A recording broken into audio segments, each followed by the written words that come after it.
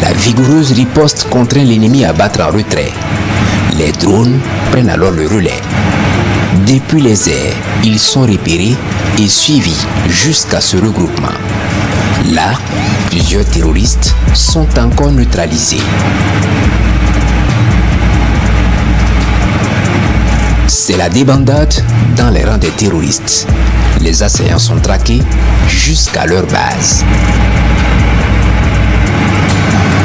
Dans ce village abandonné, ils se croyaient en sécurité.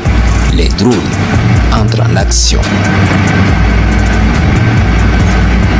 Plusieurs dizaines de terroristes sont neutralisés et leurs moyens logistiques détruits. Par cette autre action, les forces armées nationales démontrent que les attaques ne resteront plus impunies. Les attaques ne resteront plus impunies et les forces combattantes continuent de monter en puissance. La preuve nous vient cette fois-ci de la Boukou du Mouhouna. Dans leur repris, après une attaque contre les positions de l'armée à Tougan, plusieurs assaillants ont été pulvérisés par les vecteurs de l'armée de l'air. Les précisions dans ce récit de Sonia Kopsi. Région de la Boucle du Mouhoun, ce 21 mars 2023. Après avoir mené une attaque contre les positions des FDS à Tougan, la colonne ennemie est en phase de repli. Face à la riposte au sol, les terroristes sont en fuite vers leur base.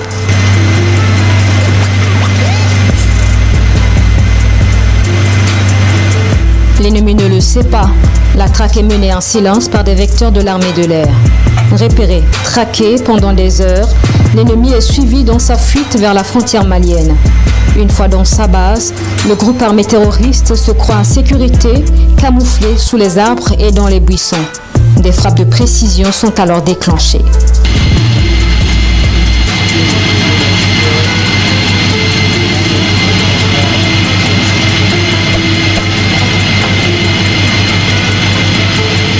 Les moyens logistiques de l'ennemi partent en fumée. Plusieurs terroristes sont pulvérisés.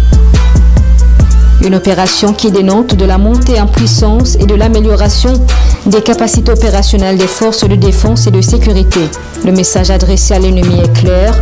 Nulle part sur le territoire national, il n'aura désormais de répit.